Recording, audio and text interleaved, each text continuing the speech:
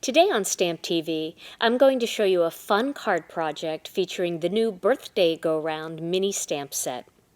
Let me show you the tools and products you're going to need to make this card. First, you're going to need some ink, and I'm using the GKD Designs Black Onyx ink. You're also going to need a marker, and because of the color palette that I've chosen, I'm going to use this yellow marker. Now this is one of the Tombow markers. It's a water-based marker, but you can use Copic markers or Spectrum Noir markers, Stampin' Up! Markers, whatever kind of markers you want. Just make sure you use the appropriate black ink for the type of marker you want to use. Then I'm also going to use the Wink of Stella glitter brush pen. This is the clear glitter. I'm going to use a craft pick, and this is just in case any of my pieces get stuck in my die, and I'll show you that in just a minute. I'm going to use a quickie glue pen, some adhesive, and then the stamp that I'm going to use is from the Birthday Go-Round stamp set. Now you can see I have all three of our brand new mini stamp sets on this particular binder sheet. I have the Birthday Go-Round, the Thankful Ovals, and the Love You stamp set. So I'm going to use this particular stamp, and I'm going to use a round acrylic block with it. Then for cardstock, I am using the GKD Designs Wild Dandelion, some of our white layering weight, and our black onyx. For pattern paper, I'm using two of the patterns from the Here Comes the Sun pattern paper pack. And these coordinate so nicely together, so I have them cut down, and here are two of the pieces that I'm going to use. Then I'm going to use some dies, and the one die that I'm going to use is part of the nesting circles dies that we have. This is the Scalloped circle, and this is one of the smaller dies in that set, and you can find that under dies on the GKDdesigns.com website. I'm also using a newer die to our company. This is the French Lattice small frame die, and this is going to cut a really interesting background. You can also use dies like this to cut and then use the die cut as a stencil and then sponge through it and things like that. So these dies are very valuable because they have multiple uses. And I'm also going to use my Cuttlebug. To begin, I'm going to ink up this particular stamp with some of the black onyx ink, and I want to make sure that it's inked up real well so I get a nice vibrant image. And I'm going to stamp that right about here. And this one I'm going to cut out with a die, and if that happens, you can either take a blending stump and fill it in a little bit, or you can just stamp it again. Totally up to you. I'm going to try stamping that again. There we go. Okay, had a little fuzzy on it. So now, my next step is to just let this dry for a minute, and I'm going to grab this particular die plate. I'm going to use my Cuttlebug for this. However, I did just get the new die cutting and embossing machine from Cherry Lynn Designs, and it is amazing. So I will be showing that to you in the next couple of weeks, so stay tuned for that. So now I'm going to lay this plate down, and then I'm going to lay a piece of cardstock on top of it. And you can see that this is a quarter sheet of cardstock, and it fits nicely onto this die plate. Then I'm going to put the C plate on top. And then to give it just a little bit of extra pressure, I'm going to add one more sheet of the GKD Designs 80-pound cardstock. Now you may or may not need that extra piece of cardstock, but if you do, it's nice to have it on standby. You can try it first and make sure it cuts all the way through, and if it doesn't, then just add that little sheet of paper on top. Now I'm going to take a look at it, and okay, it's not completely cut through because this is a big die. So what I'm going to do is I'm going to just flip the whole thing over, and I'm going to run it through again.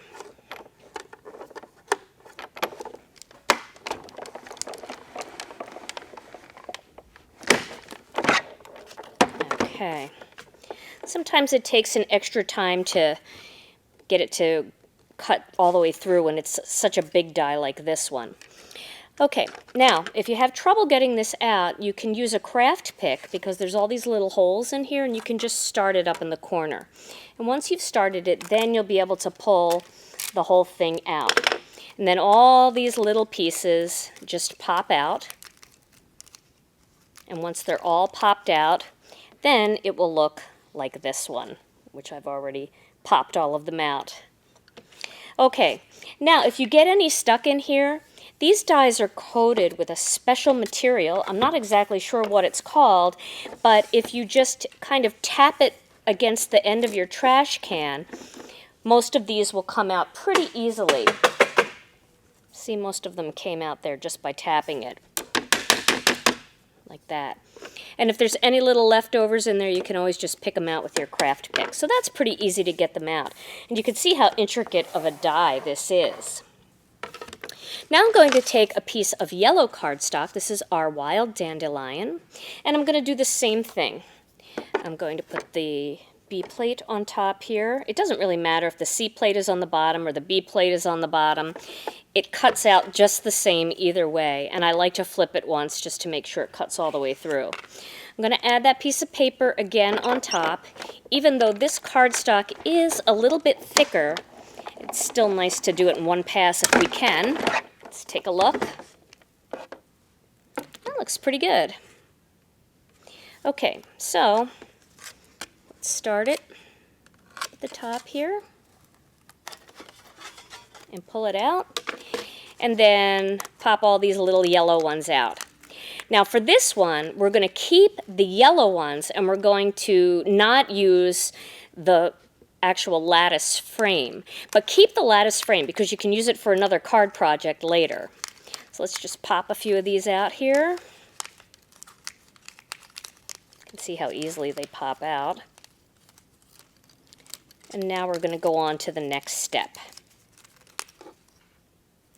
My next step is going to be to cut out the focal image, this greeting. And I'm going to line that up. Excuse my head if it gets in the way. I'm going to line that up there. And I'm going to put the C plate on top and cut this out.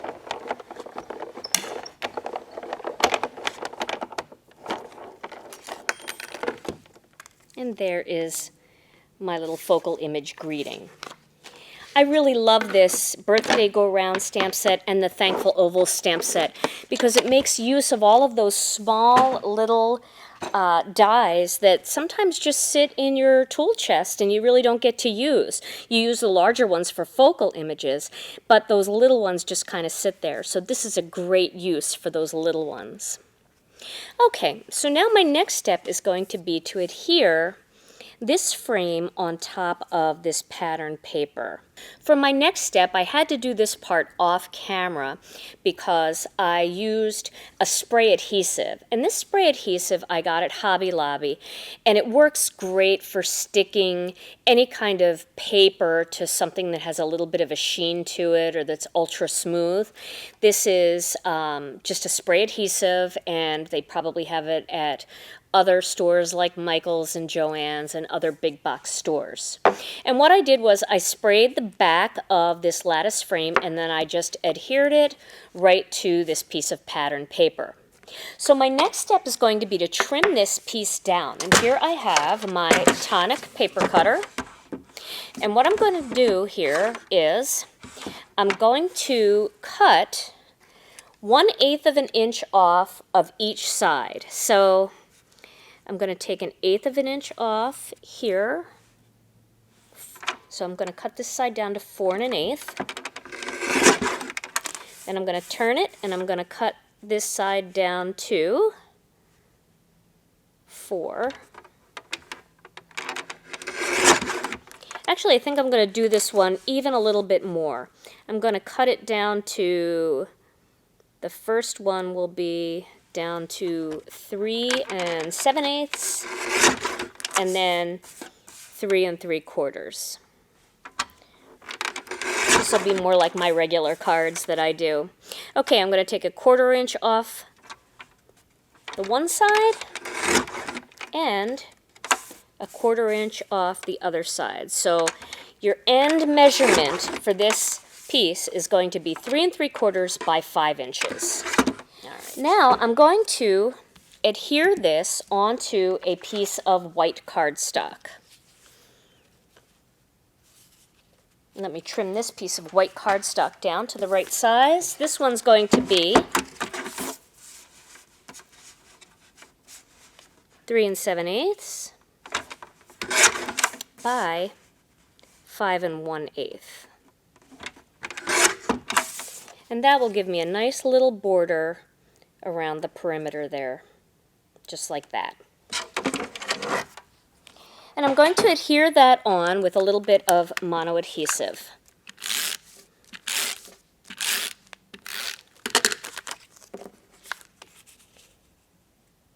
And then this whole panel is going to go onto my black onyx card base, like that.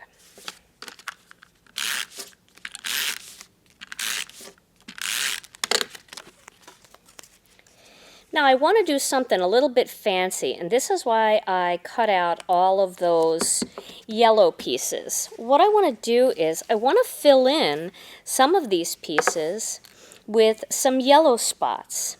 So I'm going to fill in one here. I'm going to just put a little bit of mono adhesive on the back. And this one is going to go in here like this.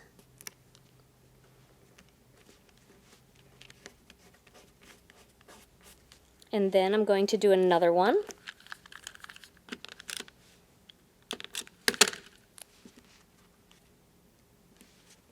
And I'm going to strategically fill in different ones to give this whole card some interest.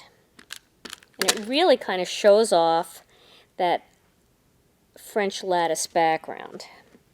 And these just rest right in there. And you can see how cute that's starting to look. I've also kept some of these if I need them, but I think I'm going to stick to the inside.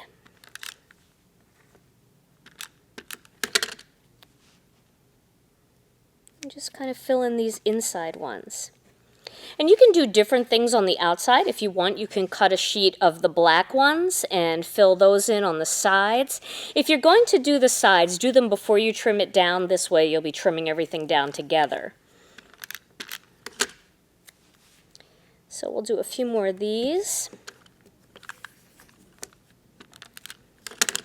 These are really fun to do, and you can do these with different pattern papers. Try this technique with all kinds of different color combinations. It really is a lot of fun. It's kind of like filling in a puzzle.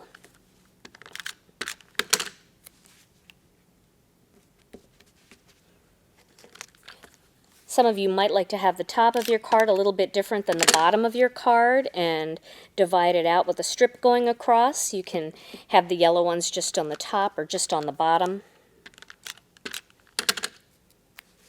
And you can also do this on a plain background and then fill in with different pattern papers and then just add glitter with your glitter pens in the back of the empty ones.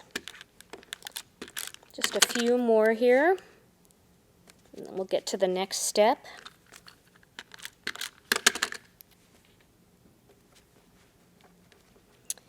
Let's do the last ones down here. I did try this with several patterns, but I thought it got a little bit too busy because these are pretty bold patterns, so I really liked having the pattern ones intermingled with the plain yellow ones. And yellow is a color that I don't use enough, and it's really fun to play with. So, okay, so there is my filled-in background. Now my next step is to mount these two pieces together with a little bit of mono adhesive. And this strip measures 2 inches by 3 3/4 inches, and then the white border measures 2 1/8 inches by 3 3/4. And that's going to go right across the center with some mono adhesive, and then this piece is going to go on top. Now I'm going to add a little bit of color to this piece. And I'm just going to do that with the tip of this water-based marker. Just going to color right between the stitch line and the solid part, just to kind of play off of that yellow.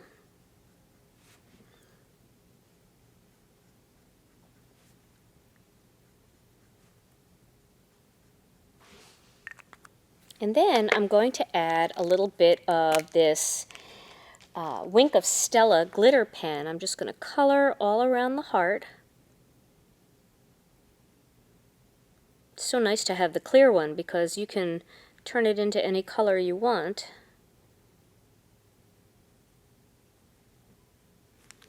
And you can see that has that little bit of sparkle in it now. See that sparkle showing? And if you want, you can add sparkle into the ones that don't have color on them. That's kind of fun to do. And they just will have that sparkly pattern in there. Or you can leave them plain, or like I said, you can add some black ones. Now let me show you my finished card project. Here's one I made a little bit earlier, and I did add a couple little black pieces, and I glittered those in there. You can see that. And then I adhered my focal image using the 1/2" pop dots. You can see it's raised up a little bit. It's a fun card to make and a fun card to give. There is my finished card project. I hope you've enjoyed today's StampTV project video. Stay tuned for lots more inspiration coming up at StampTV.com.